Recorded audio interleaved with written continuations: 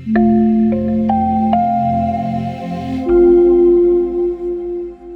create a portrait is to become intimate with someone, to capture something about their essence. Today's books exhibit a frugal use of text and image to honor matriarchs and investigate how they lived within imposed roles and perceptions. Matriarch by Tiana Krahn commemorates two very different women in positions of power within complex systems that honored and enslaved them. To Dream Herself Gone by Tekla McInerney examines the deliberate act of removing oneself from the picture. Tiana Krahn is a book artist and letterpress printer based in California.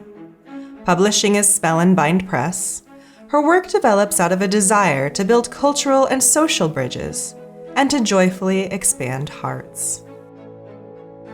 Burlap printed with the Union Jack wraps around Matriarch. This flag represents the United Kingdom, but it was also the flag of several British colonies prior to gaining independence, including Jamaica. Burlap is a notable material in Jamaican and other Caribbean nations' histories. Enslaved Africans reused discarded burlap or crocus for clothing. Some Caribbean countries continue to incorporate the material into their national dress, honoring and maintaining connection. Matriarch opens to a very formal triptych. Cron's intaglio portraits present her Jamaican great-grandmother, Alice Watson Ford, alongside the British Queen, Elizabeth II. These women appear firm and stoic, but Cron's gentle rendering lends an approachability to both subjects. The letterpress booklet in the center panel maintains the visual language of honor and commemoration established by the gilded leather frame. The paper and design are elegant and formal. A memorial statement about Alice Watson Ford shares basic data from her life: when she was born, when she died, and how many children, grandchildren, and great-grandchildren survive her. Cron's concise text that follows describes the strong presence and powerful role of an elder woman in Jamaican families, in some ways more powerful than God. But the role is complicated. Impacted in part by systemic inequities that stymie Jamaican men, Cron notes that Jamaican women have to step into more active roles than their white counterparts might. She writes, "So although the grandmother is a real center of power within her community, her role as a symbol of strength inadvertently reinforces the structure that oppresses her, a system which is apathetic to her burden." The final sentence about Alice Ford notes that she traveled to Great Britain only once. She brought her grandchildren to England during the Windrush era, a period when migrants from the Caribbean were welcomed to fill labor shortages after World War II. The second half of the booklet turns to Queen Elizabeth II.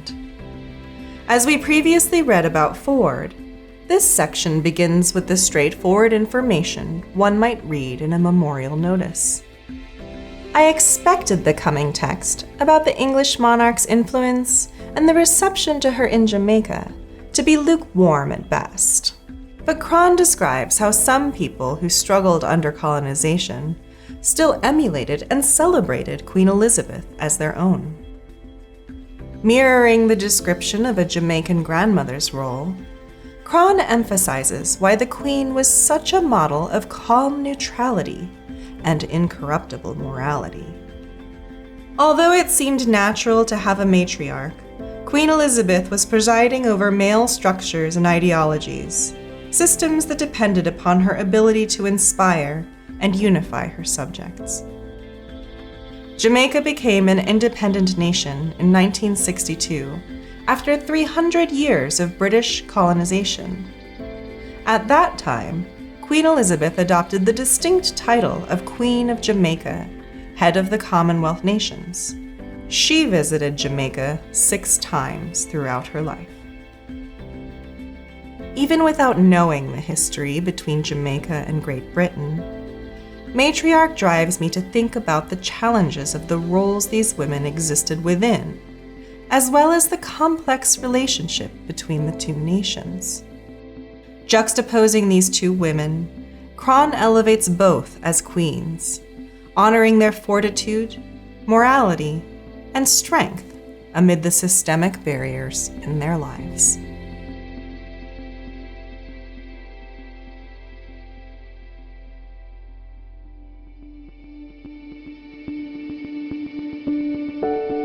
Tekla McInerney is a Massachusetts-based artist and designer.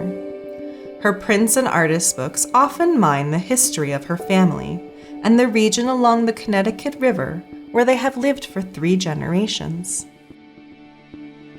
McInerney created To Dream Herself Gone in response to her grandmother's contempt for her domestic existence in the early 20th century. Tick marks on the cover suggest notations of events or passing time, with a sense of repetition and dullness. Tea stains the first page. Perhaps this object is not so precious as the delicate paper and white script lead me to believe. From this brief text, I envision a detailed scene of a woman passing much of her time alone. Then, an old photograph with someone very deliberately removed. Meeting these tick marks again, I sense an even deeper monotony. The refrain, To Dream Herself Gone, closes each of the 4 texts. Rather than despair, I imagine a woman seeking simple distractions to endure. These stitches appear with every instance of the word she. I see a parallel between how the vacancies in the photos draw attention to the deliberate absence, and the way these stitches draw attention to the word she while simultaneously crossing it out. The final text gives us an explanation for these photographs. She took scissors to photos, extracting wife, mother, widow, to dream herself gone. The photographs are all reproduced from McInerney's grandmother's own scrapbook. It's clear now that she removed herself from these images. As McInerney describes it, carefully cutting herself out of each one, she was momentarily liberated from her deeply unfulfilled personal narrative. The final photo is the same as the first, except the negative space is filled. McInerney told me that she wanted to thoughtfully mend the hole her grandmother created.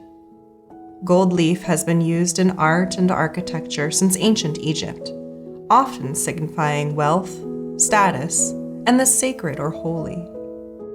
It seems unlikely that McInerney's grandmother had great wealth or status, but filling the emptiness with gold validates her existence. McInerney preserves the dream of being gone, but leaves intention, acknowledgement, and care in her space. Whether creating portraits or looking into emptied spaces, Matriarch and To Dream Herself Gone honor the legacies of women who exerted their agency within the societal structures that limited them.